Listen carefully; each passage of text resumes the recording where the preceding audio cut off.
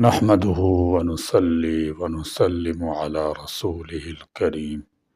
وخاتم النبيين وعلى آله وأزواجه وأصحابه وأتباعه أجمعين.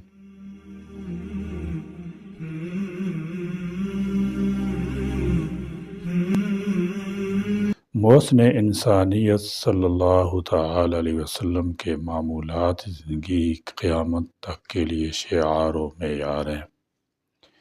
یہی وجہ ہے کہ سیرت النبی صلی اللہ تعالی علیہ وسلم کا ہر گوشہ تابناک اور ہر پہلو روشن ہے۔ یوم ولادت سے لے کر روز رحلت تک کے ہر لمحہ کو قدرت نے لوگوں سے محفوظ کرا دی ہے۔ آپ صلی اللہ تعالی علیہ وسلم کی ہر ادا کو آپ صلی اللہ تعالی علیہ وسلم کے متوالوں نے محفوظ رکھا ہے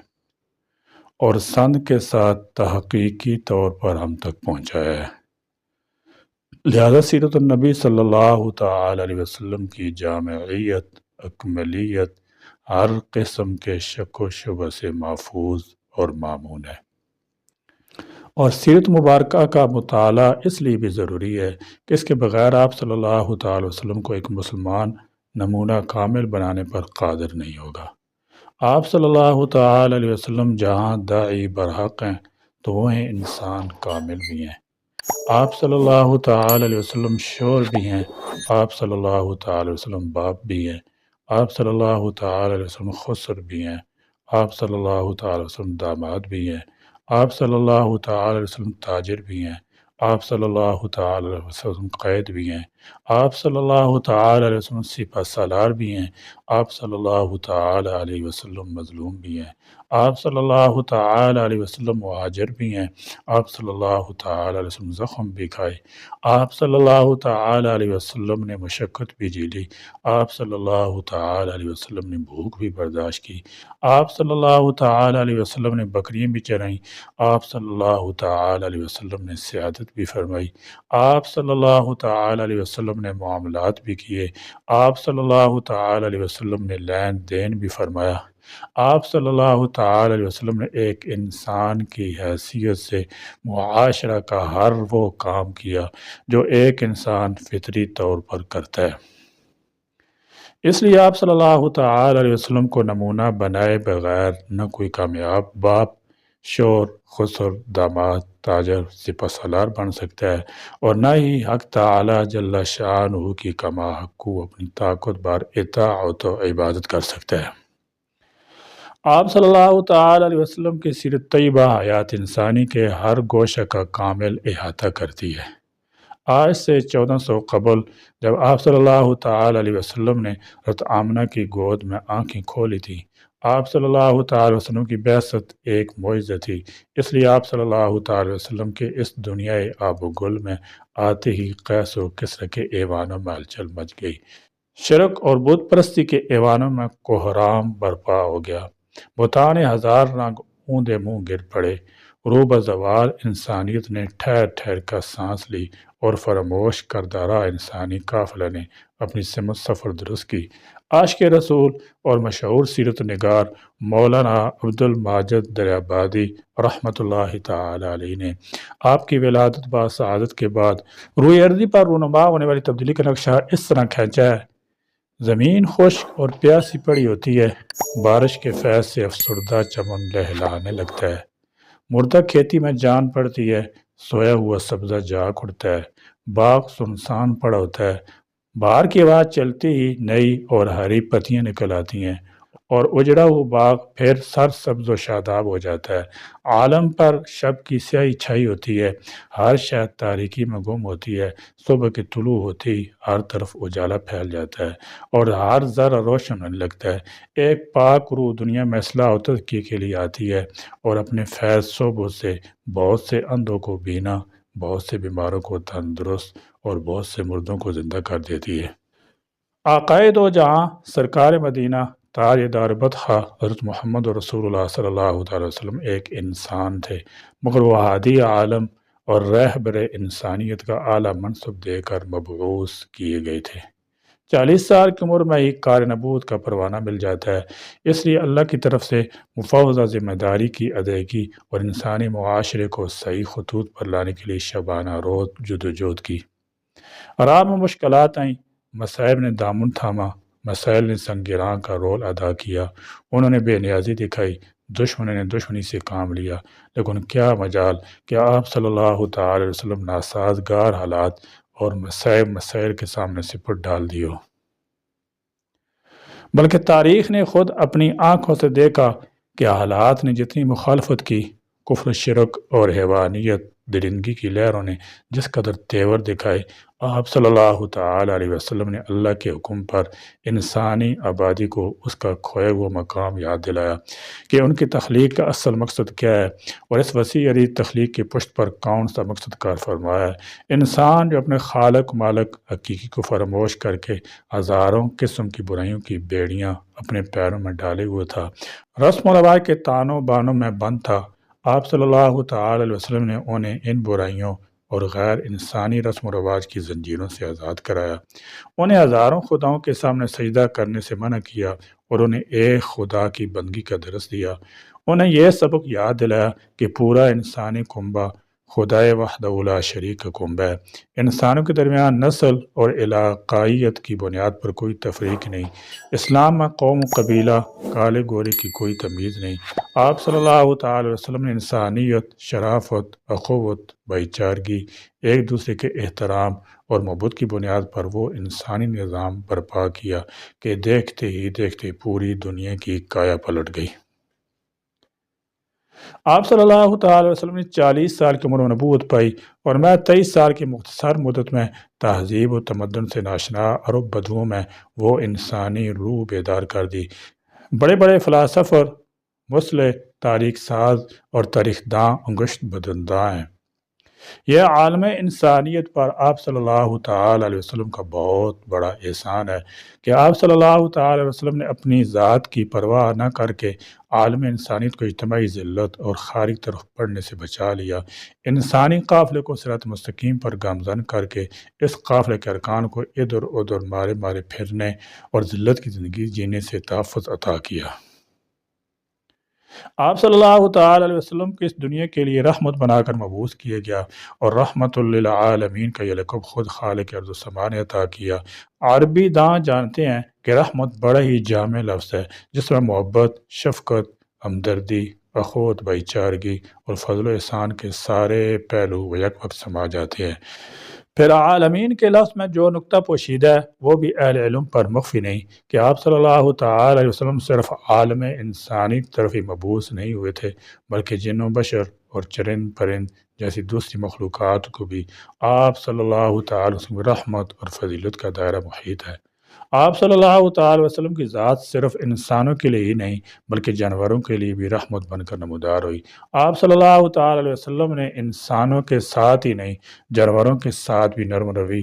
رحم دلی کا رویہ اپنانے کی تلقین کی ہے۔ آپ صلی اللہ تعالی وسلم کیا چھوٹا، کیا بڑا، کیا بیگانہ، کیا رشتہ دار، کیا عربی، کیا عجمی، کیا مسلم اور کیا غیر مسلم، سبھی کے ساتھ رحمت اور نرمی کا برتاؤ کرنے کی اپنے اصحاب کو تعلیم دیے کرتے تھے کہ نرمی، خوش خلقی اور حسن سلوک سے پتھر دل بھی پسیج جاتے ہیں۔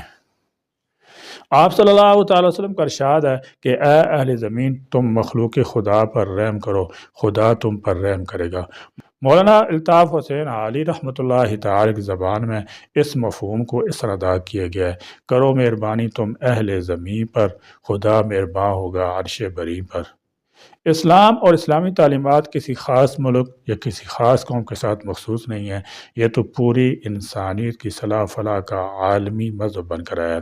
ہمارے پیغمبر حضرت محمد مصطفیٰ صلی اللہ تعالی وسلم نے اسلام کو ایک جامع نظام حیات کے طور پر متعارف کرایا، جس میں عبادت و عقائد سے لے کر معاملات اور انسانی معاشرت کے تمام اصول و آداب اور قوانین ضوابط بڑی تفصیل کے ساتھ بیان کر دی گئے ہیں۔ تعلیم، معاش، سیاست، زراعت، تجارت، انسانی زندگی کا کوئی ایسا شعبہ نہیں ہے جس کے بارے میں آپ صلی اللہ تعالی علیہ وسلم نے وضاحت کے ساتھ روشنی نہ ڈالی ہو۔ میاں بیوی کی کیا حقوق ہیں، غیر مسلم سے کس طرح پیش آنا چاہیے، اولاد اور والدین کے درمیان رشتوں کی کیا نوعیت ہے، ایک مسلمان اور صاحب ایمان کو کن اوصاف کا حامل ہونا چاہیے، ایک جمہوری سیکولر ملک میں رعایا اور حکمران کے درمیان حقوق و فرائض کی کیا حدود ہیں۔ فرد انفرادی زندگی سے لے کر اجتماعی زندگی کے تمام اسرار و رموز کو بڑے شرح و بسط کے ساتھ بیان کر دیا ہے، لیکن کیا ہم نے کبھی اپنے باطن کو ٹٹول کر دیکھا ہے کہ ہم نے ان اسلامی تعلیمات کو عملی جامہ پہنانے کی کس حد تک کوشش کی ہے؟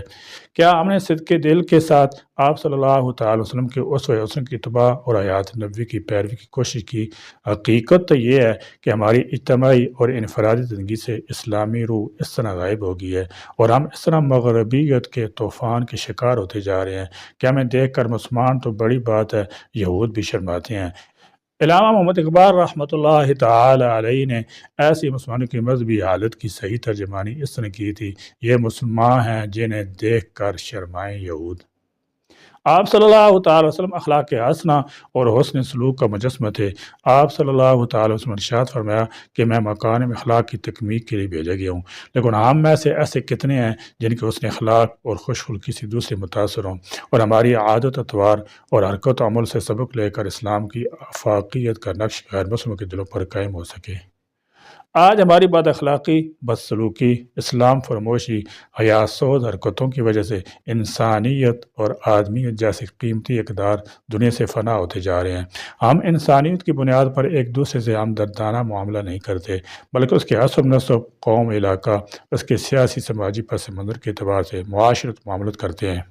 ذات پات کی تفریق، علاقائیت کی وبا، رنگ و نسل کا عفریت ہمارے اعصاب پر بری طرح سوار ہے۔ کہیں فرقہ بندی ہے تو کہیں ذاتیں ہیں، ہمارے بیچ میں خود ساخت امتیازات اور تفریق کی وہ دیوار حائل ہے کہ مخلوق خدا اس کی وجہ سے نفرت اور عصبیت کا شکار ہوتی جا رہی ہے، جبکہ آپ صلی اللہ تعالی وسلم نے ارشاد فرمایا کہ تمام مخلوق خدا کا کنبہ ہے اور خدا کا سب سے زیادہ محبوب بندہ وہ ہے جو اس کے بندوں کے ساتھ بھلائی کے ساتھ پیش آئے۔ آپ صلی اللہ تعالی وسلم تو اہل ایمان سے حسن سلوک سے پیش آتے ہی تھے، غیر مسلموں اور جانی دشمن کے ساتھ بھی بڑی مروت سے پیش آتے تھے۔ آپ صلی اللہ تعالی وسلم صلح و عفو، درگزر کرنے کے عمل کو بہت پسند فرماتے تھے۔ حدیث نبوی ہے: